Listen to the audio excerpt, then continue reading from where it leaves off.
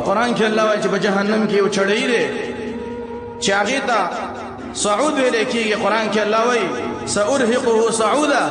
الله وايي کافر انسان به زه په صعود باندې وخېږم. صعود دا جبل فی جهنم، په جهنم کې د اور یو غر دی، چړې دی دا. کافر انسان به په دې باندې خېږي. څنګه به خېږي؟ حدیث کې راغلی نبی صلی الله علیه وسلم وايي یسعد 70 عاما ثم يهوي 70 عاما.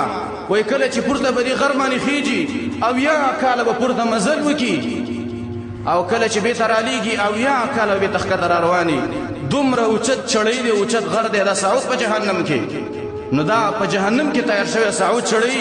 ابو سعید خدری رضی الله عنه وای کله چې به الله رب العالمین کافر انسان په دې صعود باندې ورنیغ کړي او دا کله په دې غر باندې دا لاس ورکېږي، وای د دې انسان دا لاس بمولی شي او غر بمولی شي، او به الله رب العالمین دې انسان له یو تنکي لاس بل ورکړي د تنکي غوښو، او به الله به ورته وایي چې په دې باندې وسخېږه.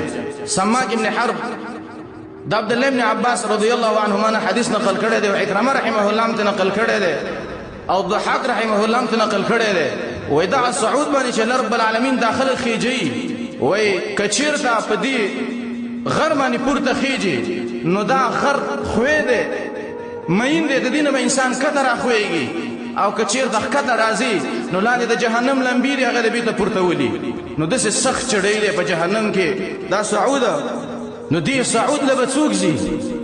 همدغه سورة المدثر کې الله رسته وایي چې ملائک به دې تپوس وکړي ما سلککم فی سقر.